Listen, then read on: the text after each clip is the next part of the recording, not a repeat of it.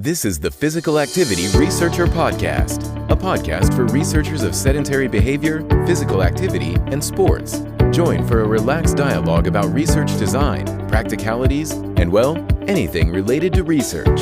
Learn from your fellow researchers useful and relevant information that does not fit into formal content and limited space of scientific publications. And here is your host, researcher and entrepreneur, Olli Tikkanen. Welcome everyone. As a listener of this podcast, you probably know very well the importance of being active throughout the day. The challenge is just how to actually get it done in a busy daily life, and a static standing has also its own downsides. There might be a solution for you, a treadmill desk from Germany called Walkolution. What is a treadmill desk? In short, a workstation that allows you to walk slowly while you work at your desk. But in Walkolution's case, it is treadmill without the motor, so it's silent and you decide the speed as you are the engine of the treadmill. It also has sliding integrated desk and backrest, so you can have several different postures and can avoid overloading parts of the body for extended periods of time. At least for me, different activities and postures just fit better with certain work tasks, and Walkolution enables natural flow between postures. I've been testing the treadmill myself and it simply delivers. Every detail is thought through. So I'm glad as we can now offer Walkolution desk treadmill for the listeners of this podcast with 10% discount. To get the discount, use the code SITLESS, one word written together, in the store of walkolution.com. That is written walk as in walking and illusion like the second part of revolution or evolution. And now it's time for the introduction of the guest of today's episode. We are going to have a very interesting episode as we are talking about physical activity among individuals with autism. Our today's guest has done his master's degree in physical education and PhD in rehabilitation sciences in University of Toronto. Currently, he is working as a post-doctoral fellow at the Center of Addiction and Mental Health. Ladies and gentlemen, please welcome our guest, Dr. Patrick Jachyra. Would you like to tell about your professional and academic journey this far? Yeah, absolutely. I've had what I would call an untraditional route to doing autism and physical activity research. Autism so far has been really heavily researched in psychology, also kind of the biological sciences. But I did my training in physical education, both as an undergraduate and then in my master's. And I initially was trained to be a PE teacher during my undergraduate. And during one of my school placements, I was working with a student with autism who often was sitting on the sidelines on their own, wasn't really engaged in class. That to me was really interesting in a way because I was not sure as a young teacher learning how to teach. I didn't know how to engage a student. We weren't really trained in this area very well. And when I asked my mentor teacher, does the student always sit out? Is it uncommon for people with autism not to be active? And he just said, yeah, it's just the way they are. They just aren't interested in activity. For whatever reason, that answer didn't really stick with me, and it kind of bothered me a little bit, where I was a little annoyed to think that, I can't do anything to engage the student along with other people with autism potentially. And when I turned to the literature in 2010, there were about only 10 studies published in physical activity and autism in general. And because of that was really kind of my interest and inspiration to start doing more physical activity research for my master's. And then in my PhD, I specifically looked at physical activity participation in kids, parents, and clinicians in autism. And we also did a province-wide survey to look at if kids were active and what they were doing to be active. And unsurprisingly, across the province of Ontario and Canada, many of the kids were not active. So since then, I've tried to bridge that work into some more work in physical activity and mental health, but that's how I got to where I am today. So could you tell more about autism? There is probably more to it than what Dustin Hoffman acts to have in the Rain Man movie. So yeah, absolutely. And since that movie, autism and the definition of autism has changed so many times and is continually evolving. Our knowledge just continues to change so quickly. But autism is now, the technical term would be autism spectrum disorder, and that's in the DSM-5 Manual of Mental Health Diagnoses. And the core impairments that involve autism are kind of difficulties in communicating with others, whether it's verbal or whether it's using kind of body language, having difficulties in social interaction, so people being able to understand social cues or understand social situations, and have kind of restricted and repetitive behaviors and interests. So this could be something like a complete fascination about something and only having a very narrow and limited knowledge about a particular topic or a few topics without having more knowledge or understanding of other things. So one of the youth that I've worked with in Toronto, he can name you every single public transit bus, subway, and streetcar route we have. But if you ask him about any sort of things outside of those interests, such as history or such as even what he did yesterday, he can't really give you that knowledge. What is interesting about autism is that it's a spectrum, and we say spectrum because it's really, really wide ranging.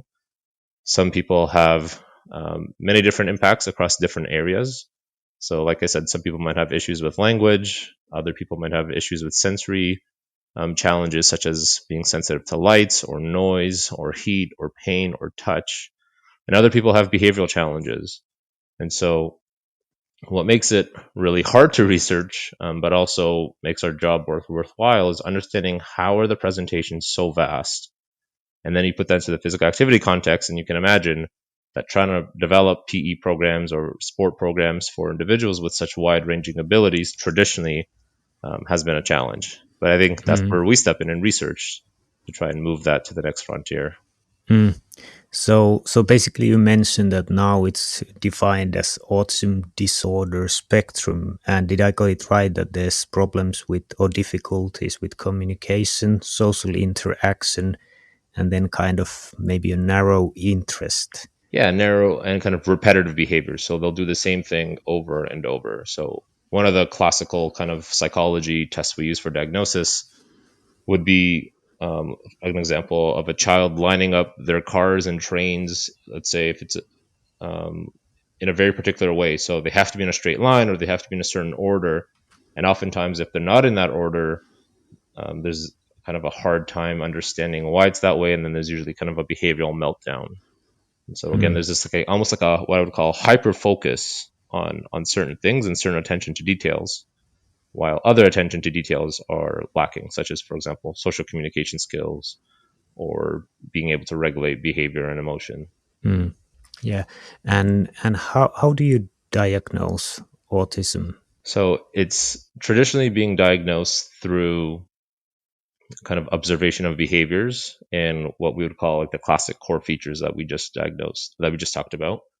So oftentimes, at least in the Toronto and Canada context, you'll have a psychologist or someone who's trained based on these kind of characteristics to come in, meet them in the lab. Oftentimes, some of the risk factors that are identified early on is a child not talking. So oftentimes at around 12 to 18 months, if a child's not talking, that's usually kind of one sign that parents become usually concerned in general. And then if you bring them to the physician and if there's other behavioral difficulties happening at the same time, then you kind of send them more for a broader kind of diagnostic assessment.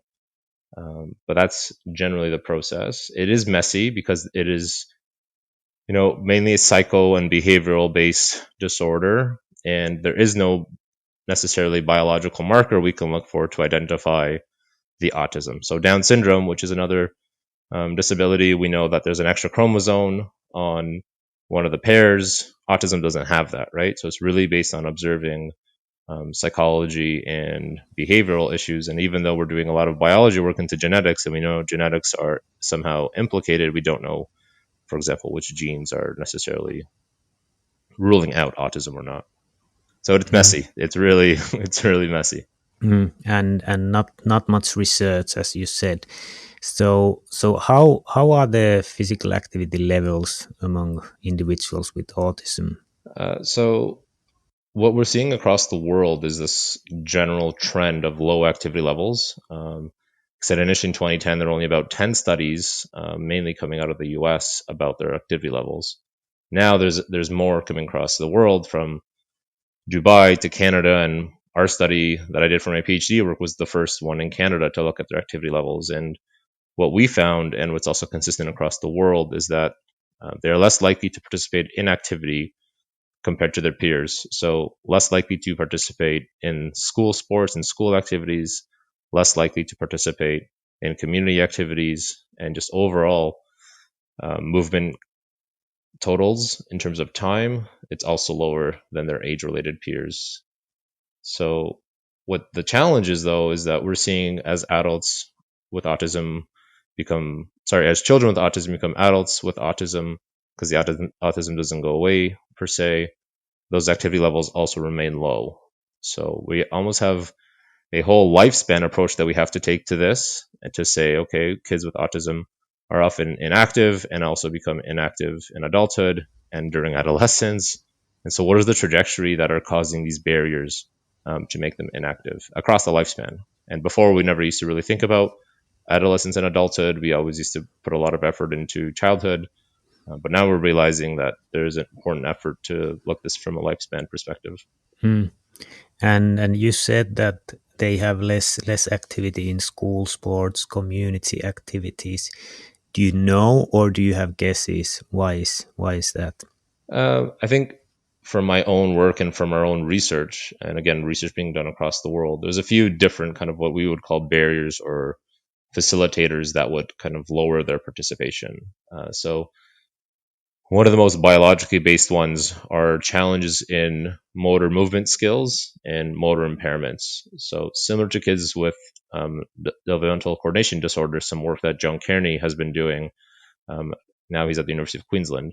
Our kids, we've noticed, either have issues with running, jumping, throwing, gait, walking, and we used to talk about kids just being clumsy and not being physically active and just not being able to figure out how to move their bodies. But in this case, these are actual motor skill decrements, and the motor skills that are missing from as young as 2 to 4 years old, right? And if we can imagine, these kids are having challenges with motor skills from childhood, and if they're not being improved in any way, they're more likely to also have these challenges as they keep getting older. So that's the biological kind of aspect. From a psychosocial aspect, we also have kind of the challenges of physical activity that might be difficult for people with autism. So we have the social components. We know that when you're doing activity, usually as a group, there's lots of rules in sports and activity, right? There's lots of conventions that are supposed to be followed. So my favorite example that I like to provide, based on my own experience working with this population, is if you're playing basketball or soccer even, right, and you have a defender and someone who's trying to score, the challenge a lot for the kids that I've worked with is getting the idea that they have to somehow get the ball off the person. They can't touch them necessarily. They have to follow the ball, get the ball, kick it, or take it and throw it. And there's just so many different social components that come with it, and they can't necessarily always put those into order or remember them all or even understand them why they're there. So things like we would talk about movement awareness for some kids who's almost, they just, we always talk about kids who just get it, and kids who just seem like the sporty kids and they could just figure it out. For this population, there's a lot more kind of explicit teaching. So it's like, these are the rules. This is what you have to do. This is why you have to do it. And we know, at least from some of my early research in public schools, there isn't much focus on that for kids who don't fit the mold per se, and teachers aren't trained on how to provide this sort of education to these kids. The other piece that's important is kind of the sensory environment. So think about kind of light, noise, touch, sweat. And again, physical activity inherently is sweaty. It's done in all different types of environments.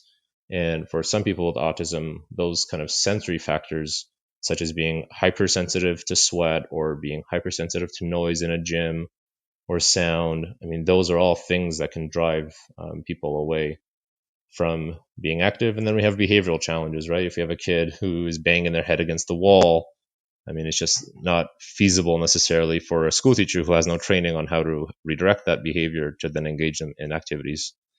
So it's a really messy issue. And complicated to say the least. Yeah, that's interesting. I started to think about when you mentioned the sensory environment. Is it in general with autism that they concentrate more on their feelings and sensory input than kind of the outside world and interacting with other people?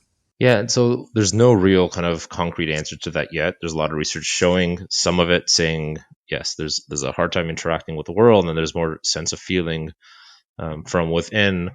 But then we're increasingly seeing, for example, people who are nonverbal with autism who are writing books and memoirs, and they're saying the opposite thing. Even though they're nonverbal, they know how to write, and we're learning a lot from them just to understand. It's okay. It's not necessarily them or the autism is that's the issue, but it's also the social things that we have in our society and our expectations about what it is like to behave normally or what it is it like to follow the rules. And for some people who have a difficult time with this based on kind of the autism impairments, it definitely complicates the whole situation. And then again, you put them in a physical activity environment that is often unpredictable, right? So sport is pretty unpredictable. They do different things. The game of sport is usually just unfolds in its own way. And you put all those unpredictable components in the way, and again, it just becomes super messy and hard to follow. And then it's not uncommon for people with autism to not be able to participate, and sometimes they aren't able to.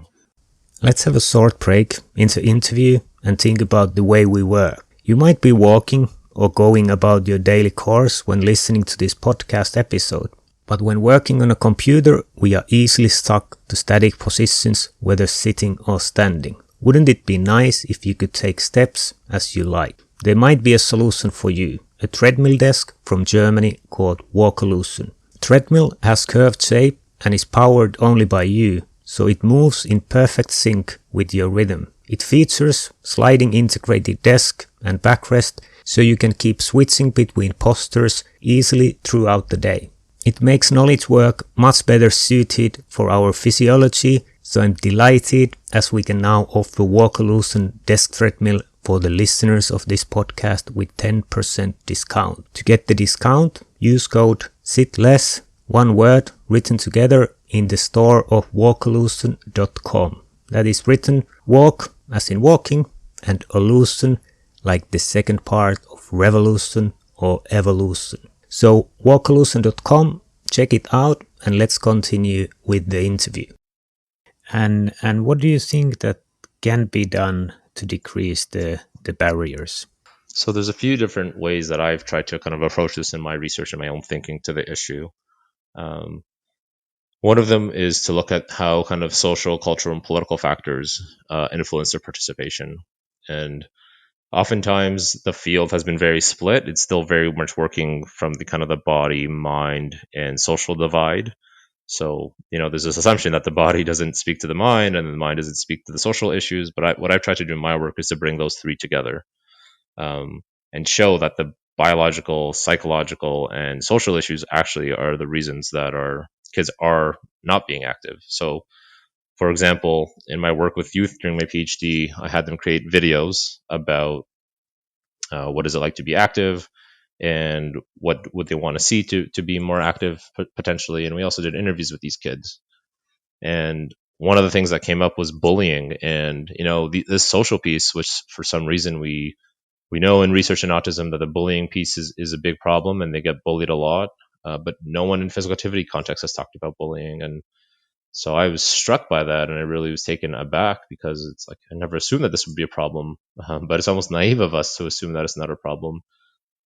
And as a result, kids aren't being active. So in a way, it's our pedagogies have to get better to be more inclusive. I don't know about the global context, but at least in North America, Canada specifically, there's still a very big hyper focus on sports and becoming proficient in sports skills. I mean, for some of these kids, they might be able to do sports, for others, they're not. And I think part of our jobs as scientists and as educators is to find ways that we can engage them, and whether that's doing activities such as Tai Chi or yoga, and not only focusing on the traditional sports such as basketball or soccer. I think that's one way to approach it.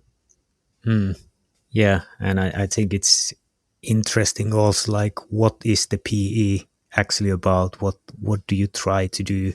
Like you said that in US it's quite a lot of sport based. I think that's the case in many countries.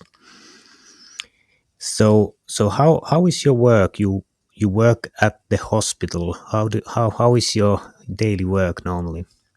So for my PhD work, I worked at Holland Bloorview Kids Rehab Hospital. So that's a kids rehab hospital, and I get to joke that I have the best job in the world. I get to hang out with kids, do research, run some programs, and then be able to think about this and innovate. And so I was able to do that for my PhD in a physical activity context. Now in my postdoctoral context, I'm working at a psychiatric mental health hospital, working specifically with people who have suicidal kind of ideations, thoughts, attempts, and I'm trying to understand how do we potentially work with this population who are generally inactive and are in the hospital often. And so this is obviously before COVID. What I was able to do was spend 2 days a week running kind of a program for them, just to drop in and being a mental health hospital, they still really focus on the traditional markers of mental health. So they'll focus on medication, they'll focus on psychology, kind of behavioral cognitive therapy. But to me, physical activity was a program I offered at our hospital. And from 5 participants who initially dropped in, we were at 45, and I wasn't able to offer it on my own. I needed support. But to even see them just enjoying different types of fitness activities and trying different sports and being able to even just try different movement patterns that they haven't necessarily done, I think was a huge way. And again, we have no hard evidence on this yet, but to see improvements in kind of mood, to see their improvements in stability, and even see improvements in just the social pieces. I mean, a lot of them would come to hang out with other people because they are highly isolated on their own time. So that was before the COVID pandemic hit. Now it's been a bit harder where we haven't been able to offer any in-person activities based on the hospital guidance. So what I tried to do was move that online, and I offered a program called Fit Friday, where every Friday online we led activities with my colleague Brianne Redquest, and we did again a different activity every week, from Tai Chi to yoga to fitness-based exercises, and we tried to engage them as much as we could. But to me, I'm more old school, and I love and relish on the fact of being in a gym and being able to kind of hang out with people and show them a passion for movement that I clearly have, and I think I have a potential to instill that in others. Mm. And could you tell more about this Fit Friday online course that you developed? Yeah, absolutely. So this was really a last second idea in March. I know the world went to lockdown in different phases, but in Canada, we went kind of into a strict lockdown in the middle of March. And I mean, the people that I was working with in person in the gym, like the gymnasium running activities, were reaching out and saying, like, look, we have nothing. Like, we're really stressed. We're really anxious. We don't want to die. And there's a lot of just misinformation happening, right? What we're seeing so far in the research is that people with autism and other developmental disabilities are actually contracting COVID about 2 to 5 to 3 times more often than people who don't have these disabilities. Mm. And so I was kind of like, okay, like I got to do something, right? Like I just can't sit here, listen to them, listen to their struggles, and not be able to offer anything, but at the same time recognizing that I can't do anything in person, which again is my preference. So we threw Fit Friday online, and it was 1 hour every single week with a bit of a structure where we said, okay, every Friday we want you to come at 2 p.m. Toronto time, and we'll lead a new activity, new initiatives, but also have you guys participate and have you maybe model skills that you want to do.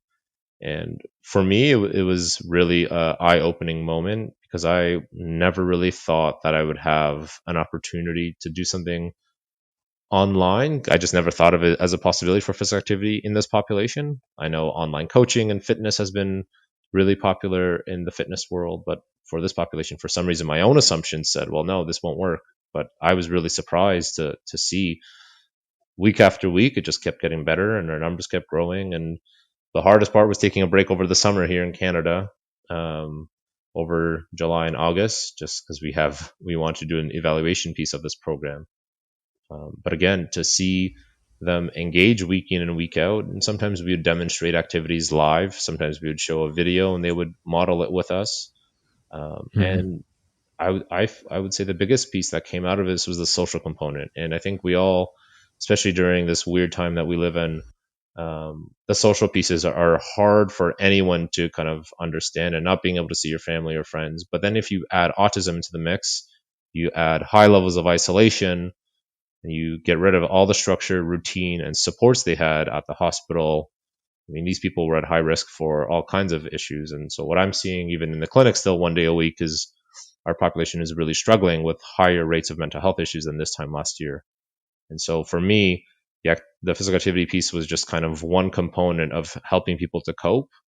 And it seemed to work really well. And we're actually just trying to figure out what our next steps would be, whether there would be another online offering or we go back to maybe in-person stuff if the situation gets better. Mm.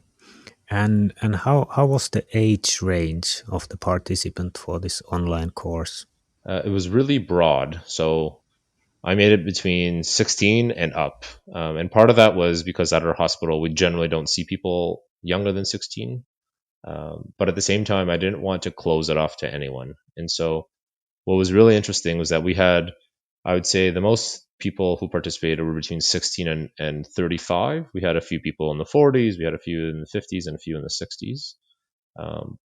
We also didn't really give it a cap. So one of the things I kept debating, I said, am I going to put a certain number on it? So let's say if it's 20 people, after 20 people, do I not take anymore? And we hit 20, and then I realized it's like, well, now I got to do more, and we can't necessarily. I'm not going to say no to more people, and that has its own pros and cons, right? But at the same time, leaving it open ended to people and not making it really kind of a strict guideline saying you have to come, by leaving it open to people and being flexible, I think that provided kind of more flexibility to their lives. And it was really cool because we had actually one person join from Finland.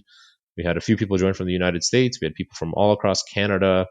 And it just almost took its own life of its own. And we just kept sharing this thing. And every week we had new people joining. And it was, again, cool just to see how the online world, as much as it's become our new normal, can actually have a potential for impact in daily life, especially in this population, which, again, I never thought was going to be possible.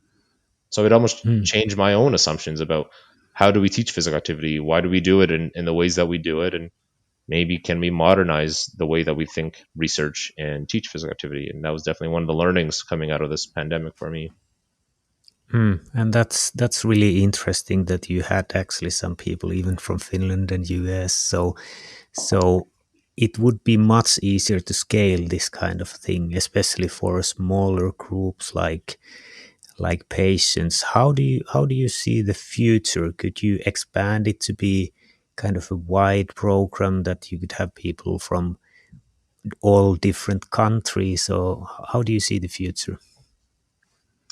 I mean, that's a great question. The future, no one I think right now can predict accurately in any way. But for me personally, I think I have two kind of personal objectives, and one is to teach people kind of fundamental movement skills that they can use in their own lives. So one of my own personal teaching and research philosophies is if I can somehow provide the love and passion and instill the movement skills needed to participate in daily life, I'm hoping that these people can then take these skills that we have taught and do it on their own time. And so one of the things that I'm kind of curious about is, okay, so we took 2 months off during the summer.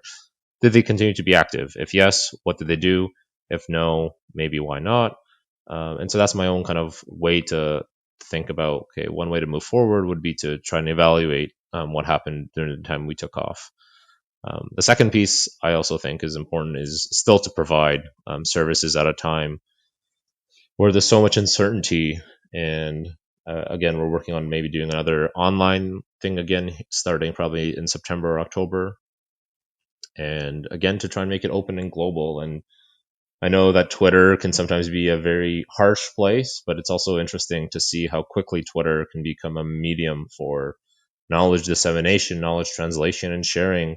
All we did was share a flyer with this link, and it really just went viral. So personally, I would want to keep it open to a broader range of people internationally. But then if we were to do a research component on it, we'd probably have to scale it back a little bit so that we can actually evaluate kind of impact and if it's effective or not. I think I'm partly torn on the issue because I think the more people, the better. But then again, for scientific purposes, we have to somewhat follow our own methods as well, right? So it's something we're still working with. And I actually have a call today about trying to figure out the next steps and funding. Because again, when you start to grow things bigger, there's obviously time and funding implications that kind of come into the mix. Thanks for joining us this week on Physical Activity Researcher Podcast.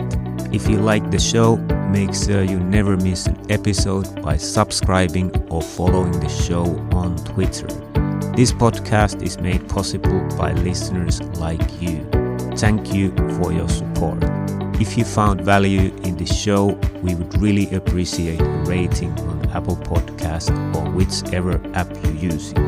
Or if you would, in a real old school way, simply tell a friend about the show. It would be a great help for us. We have a fantastic lineup of guests for forthcoming episodes, so be sure to tune in. Thank you all for your support and have a great day.